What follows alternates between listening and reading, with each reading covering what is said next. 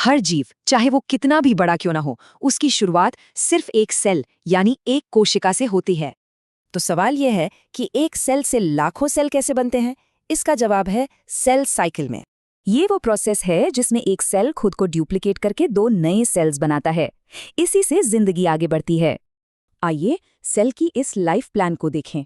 इसके दो main phases होते हैं, इंटरफेज और एम फेज। हैरानी की बात है कि 95% से ज्यादा टाइम तो सिर्फ तैयारी में लग जाता है, जिसे इंटरफेज कहते हैं। इंटरफेज में सेल बड़ा होता है, अपना डीएनए कॉपी करता है और विभाजन के लिए पूरी तरह तैयार हो जाता है। और तैयारी पूरी होने के बाद शुरू होता है असली एक्शन, एम फेज, जिसे माइटोसिस भी कहते हैं।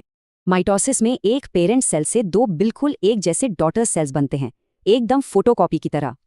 तो चलिए माइटोसिस को करीब से देखते हैं। इसे समझने के लिए 4 स्टेज में बांटा गया है। प्रोफेज में क्रोमोसोम मोटे और छोटे होकर दिखने लगते हैं। ये अब अलग होने के लिए तैयार हैं।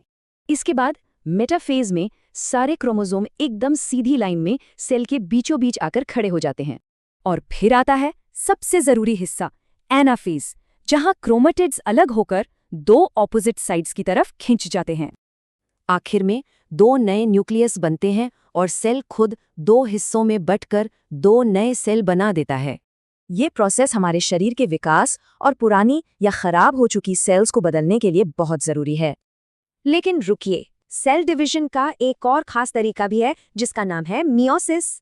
मियोसिस में क्रोमोसोम की संख्या आधी हो जाती है। ये स्पर्म और एग जैसे सेल्स बनाने के लिए होता है।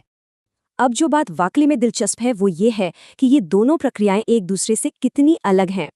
मियोसिस में 2 बार डिवीजन होता है और एक बहुत ही खास चीज होती है जिसे क्रॉसिंग ओवर कहते हैं। ये क्रॉसिंग ओवर ही है जो जीन्स को मिक्स करके जेनेटिक वेरिएशन यानी आनुवंशिक विविधता पैदा करता है। इसका नतीजा बहुत बड़ा है। ये पीढ़ियों तक क्रोमोसोम नंबर को बनाए रखता है और विकास को भी गति देता है। ये दोनों ही प्रोसेस बहुत सटीक हैं, पर सोचिए अगर इनमें कोई गड़बड़ हो जाए तो क्या होगा?